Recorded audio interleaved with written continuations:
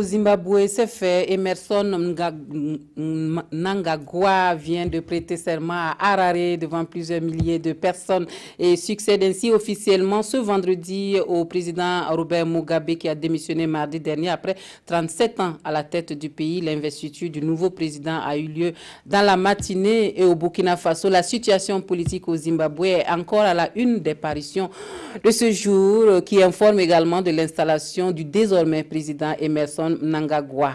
Les quotidiens burkinabés reviennent également sur l'arrivée du président français Emmanuel Macron à Ouagadougou. La lecture croisée des journaux, c'est avec Touoboum, Evelyne Dabiri. Visite du président Macron au Burkina, les préparatifs vont bon train. L'université de Ouara 1 est prête pour l'accueil, informe Sidouaya. C'est à partir de cette université que Macron s'adressera au continent africain sur la politique africaine de la France, lit-on dans Aujourd'hui au Faso.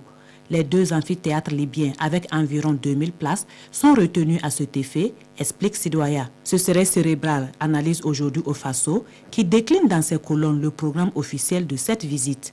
Tête à tête avec Roch, grand oral à l'université et inauguration de la centrale de Zactoli, entre autres. Pendant que les organisateurs veulent réserver un accueil chaleureux à Macron, certaines organisations de la société civile, précisément la CCVC, est partie prenante d'un accueil glacial et une manifestation hostile pour l'accueillir, rapporte l'observateur Palga. Au programme de cet autre accueil, des manifestations tout au long du trajet du président français pour dénoncer le pillage des ressources humaines, rapporte l'Express du Faso. Ce serait donc deux sortes d'accueil pour Macron à Ouagadougou, résume ce journal. Autre sujet, c'est ce 24 novembre que Mnangagwa prendra la succession du désormais ex-président Mugabe, informe les parutions de ce jour.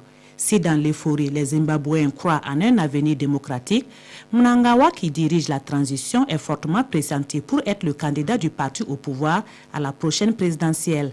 Cela pose un véritable problème, estime le pays. Et malgré ses promesses de démocratie, de lutte contre la pauvreté et la crise économique, l'observateur craint qu'il ne fasse du Mugabe sans Mugabe, car, interroge ce journal, comment peut-on s'improviser démocrate à 75 ans alors que l'on a été dictateur durant des décennies? Ce n'est pas en 90 jours que Emerson Mnangagwa pourra opérer sa mue, estime le pays qui poursuit, qui sait s'il ne cherchera pas à faire amende honorable pour entrer dans l'histoire de son pays par la grande porte. Les observateurs Saint-Thomas attendent de voir pour croire, conclut l'observateur Palga.